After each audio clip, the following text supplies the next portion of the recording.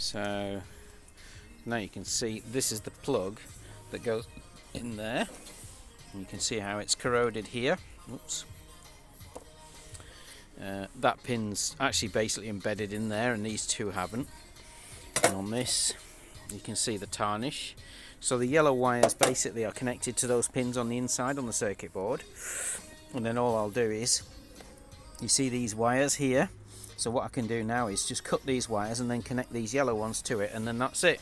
And then you just push the plug in to make the rest of the wires, and then that's how it's going to be, you see. Yeah, the three wires that are there in the same order as the pin, they just come out in a triple and out like this. So that order, and that's the connect, it goes in that way. So we've got a blue and a green and a, I don't know, some stripy colour there, brown.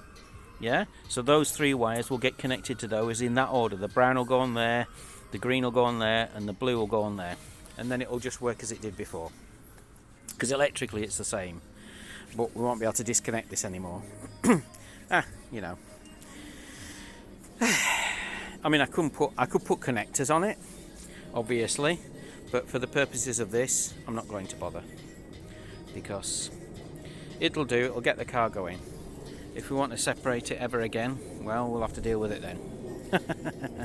You know, I can obviously put some sort of 3-pin plug on it and do it that way. Yeah.